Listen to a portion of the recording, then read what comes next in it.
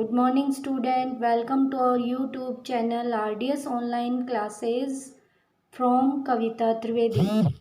पिछले वीडियो में मैंने संधि परिचय पर चर्चा की थी, जिसमें संधि की परिभाषा और उसके भेदों पर हमने विचार किया।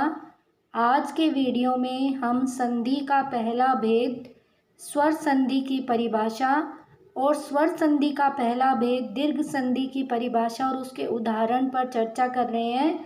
सबसे पहले स्वर संधि की परिभाषा को समझना है। स्वर संधि का मतलब ही स्वर से संबंधित है कि जब दो स्वरों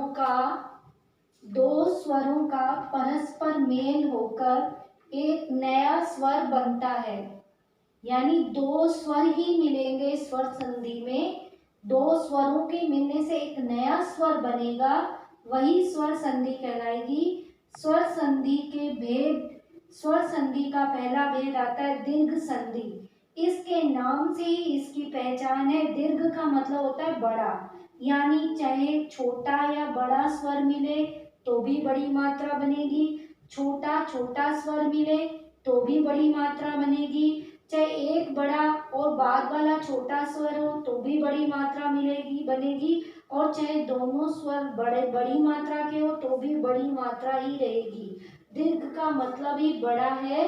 तो इसकी परिभाषा है, जब दो समान स्वर मिलकर दीर्घ हो जाते हैं अर्थात बड़े हो जाते हैं, वहां दीर्घ स्वर संधि होगी। इसमें छोटी मात्रा वाले ए, ई, छोटा ऊ, छोटा री, ये जब किसी बड़े से मिलते हैं या ये आपस में इनका परस्पर मेल होता है तो हमेशा बड़ी मात्रा बनती है, उसे दीर्घ स्वर संधि कहते हैं।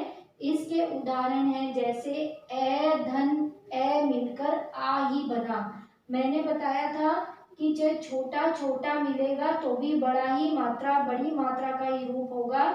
जैसे धर्म धन अर्थ, इसकी ए ध्वनि और इसकी ए और ए मिलकर आ बनता है तो धर्मार्थ। संधि का एक नियम है कि इसमें दोनों जो शब्द होते हैं इनके दोनों के अर्थ निकलने जरूरी है, तभी हम संधि विच्छेद सही कर पाएंगे या संधि बना पाते हैं। बिना अर्थ के संधि नहीं होती। तो धर्म धन अर्थ से धर्मार्थ बना। इसी प्रकार राम धन अनुज, इसका ए और इसका ए मिलकर भी बड़ी मात्रा आ बन जाता है रामानुज, राम का अनुज। इसी प्रकार मैंने बताया कि चाहे बड़ी मिले चाहे छोटी बड़ी मिले, हमेशा बड़ी मात्रा बनेगी। ए धन आ मिलकर भी आ बनता। जैसे देव धन आलय, इसमें ए की मात्रा छोटी है, आ बड़ा दीर्घ है, तो भी ये आ बना देव धनालय देवालय। भोजन धन आलय भोजनालय, आ और ए मिलकर भी आ बनेंगे युवा धन अवस्था युवा अवस्था। आगे बड़ी मात्रा आई, पीछे छोटी मात्रा आई, तो भी हमेशा बड़ी मात्रा बनेगी। दीर्घ में बड़ी मात्रा ही बनती है। आ और आ मिलकर भी बड़ी मात्रा ही रहेंगे, ये दोनों ही बड़ी मात्राएं हैं। विद्या धन आलय विद्यालय। तो अभी हमने दीर्घ संधि के कुछ उदाहरण देखे।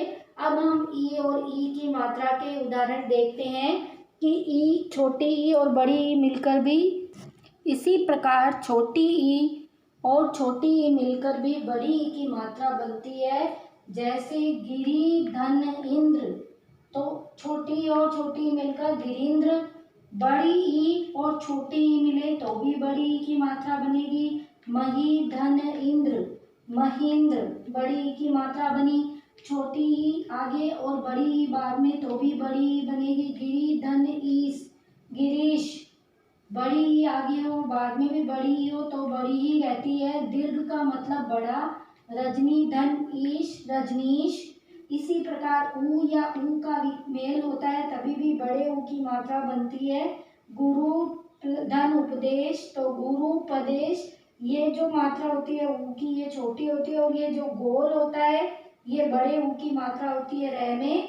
इसी प्रकार छोटा ऊ आगे और बड़ा ऊ बाद में तो भी बड़े ऊ की मात्रा बनेगी। सिंधु धर्म उर्मी, उर्मी का अर्थ होता है लहर, इसका मतलब है समुद्र की बड़े ऊ की मात्रा आई, बड़ा ऊ आगे है, बाद में छोटा ऊ है तो भी बड़ी मात्रा बनेगी, वधु धन उत्सव यानी वधुत्सव।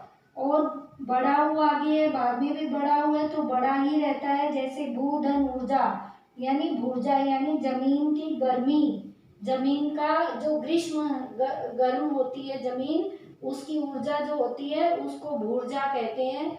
तो इस प्रकार दीर्घ का मतलब ही बड़ी मात्रा बनना है, चाहे छोटी छोटी मिले चाहे बड़ी बड़ी मिले, दीर्घ से नाम से ही आप इसकी पहचान कर सकते हैं। दीर्घ का मतलब हमेशा बड़ी मात्रा का निर्माण होता है। तो आज हमने स्वर संधि के प्रथम वेद दीर्घ संधि की परिभाषा, उसके उदाहरण और उसके तरीके को समझा। अगले वीडियो में हम गुण संधि के ऊपर विचार करेंगे। धन्यवाद।